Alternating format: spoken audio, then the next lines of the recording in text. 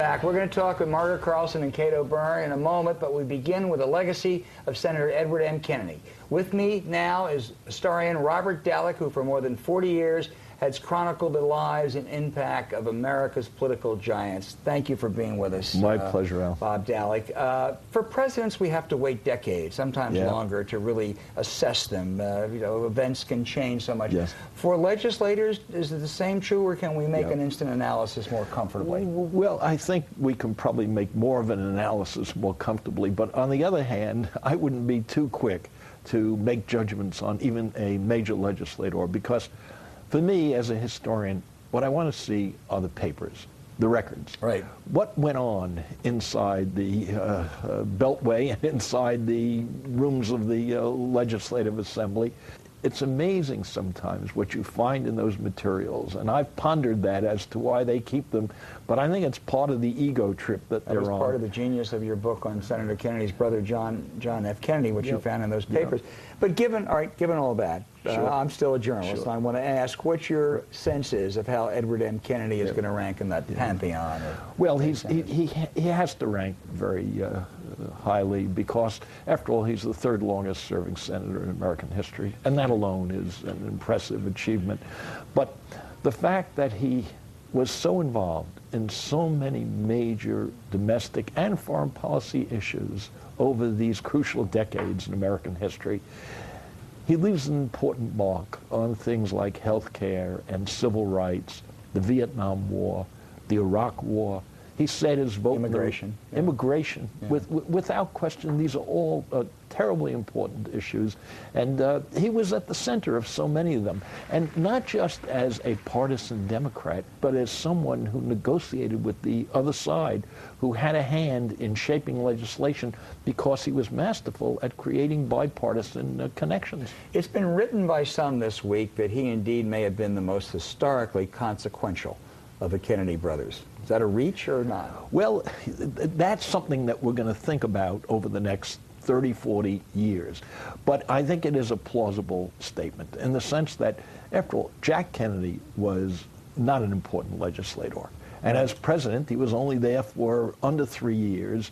The Cuban Missile Crisis, questionably very important. But in domestic affairs, he never got much done. You know, the four major bills that he had on his agenda, the Medicare and federal aid to education and the tax cut, civil rights, he didn't pass any of them. Those were all passed by Lyndon Johnson.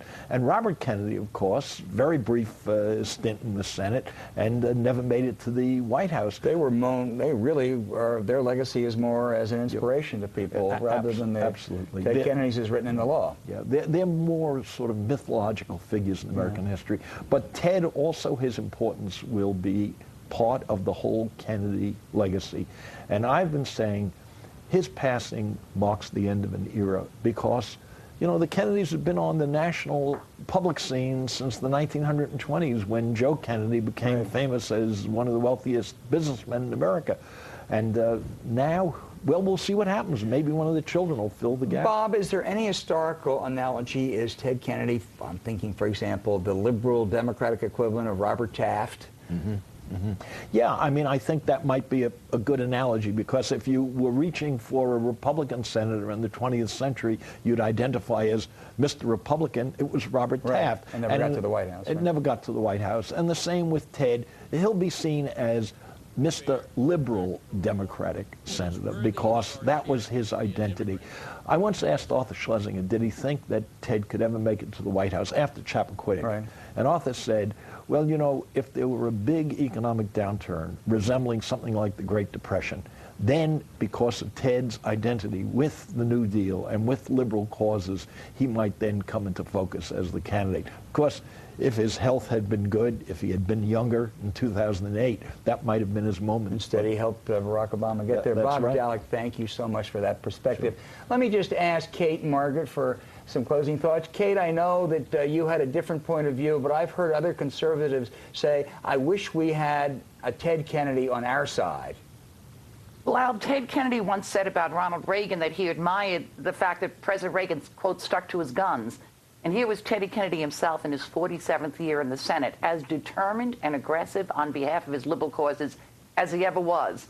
And I think conservatives do wonder, would that Republican senators elected as conservatives show the same kind of resolve as Teddy Kennedy? Yeah. Margaret, will we see his like again? Well, we won't have one with his history.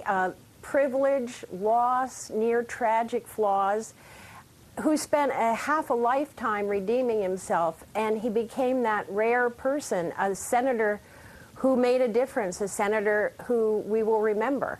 Well, I want to say I've covered this town for a long time, 40 years, and I've never seen anyone who combined both that commitment and diligence, but exuberance. He loved politics. He loved the game, and I think that's why he was so good at it. But I thank you all for joining us, and I thank you all for tuning in this week, and we'll see you again next week.